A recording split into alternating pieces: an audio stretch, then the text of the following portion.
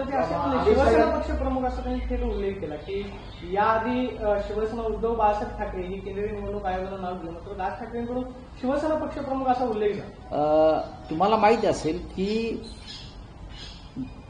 एकनाथ शिंदे यांनी पक्ष चोरण्याचा प्रयत्न केल्यावर किंवा अमित शहा यांनी शिवसेनेवर दरोडा टाकून त्या दरोड्याचा माल हा शिंदेच्या हाती सोपवल्यावर एकमेव श्री राज ठाकरे होते, त्यांनी जाहीर सभेत सांगितलं की शिवसेना एकनाथ शिंदेची कशी होऊ शकते. हे राज ठाकरे एकमेव नेते आहेत. ते म्हटलं हे हास्यास्पद आहे. शिवसेना ही बाळासाहेब ठाकरेंची आणि त्यानंतर उद्धव ठाकरे साहेबांची. हे आमचे राजकीय मतभेद तेव्हा असतानाही राज ठाकरे यांनी हे विधान उघडपणे जाहीरपणे करणारे ते एकमेव नेते होते. त्याच्यामुळे तुम्हाला त्यांच्या भावना समजून घेतल्या पाहिजे की ते बरोबर आहे. त्यांच्या दृष्टीनं ते शिवसेना प्रमुखच आहे, शिवसेना पक्षप्रमुखच आहे. एकनाथ शिंदे, अजित पवार यांच्या हातावरती चोरीचा माल आहे.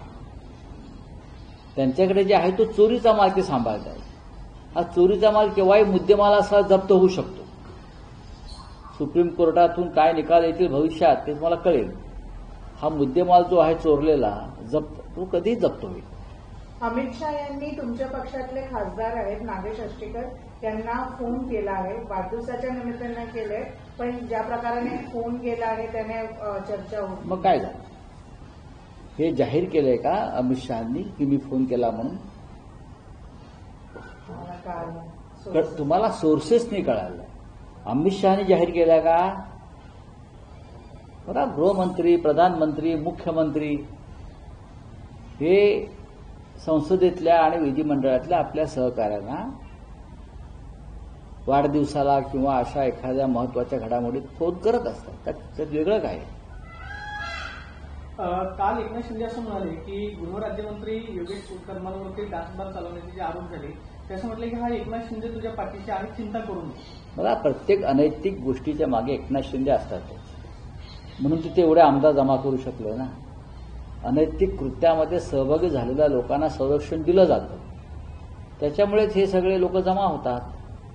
आता गिरीश महाजन आहेत, त्यांनी 2 गुन्हेगारांना, म्हणजे आम्ही म्हणत त्या गुन्हेगार तेच म्हणायचे गुन्हेगार आहेत नाशिकला, त्यांचा काल पक्षात प्रवेश घेतला, त्याच्या आधी घेतला. आणि काल महाजन म्हणतात आता हाऊसफुल झालाय भाजपा, हे सगळे चोर महाराष्ट्रातले त्यांनी आता पक्षात घेऊन आता आमचा पक्ष हाऊसफुल झालेला आहे असं काल गिरीश महाजन म्हणाले. बघा, यांचा पक्ष या चोर दरोडेखोरांचे पक्ष म्हणतात. यात कुठली नैतिकता आणि कुठली संस्कृती आणि कुठला संस्कार काही नाही. मी तुझ्या पाठीशी आहे म्हणजे काय? तुझा बाप दिल्लीत बसलाय नाही ते अमित शहा, तो ठरवेल. तुम्ही कोण ठरवणार? अमित शहा ठरवणार काय ते. एकनाथ शिंदे नाही ठरवणार, अजित पवार नाही ठरवणार. 4 मंत्र्यांना जावं लागणार. योगेश कदमांचं काय होत आहे, कोकाटेचं काय होत आहे, संजय सिरसाटचं काय होत आहे कळेल ना तुम्हाला उद्या.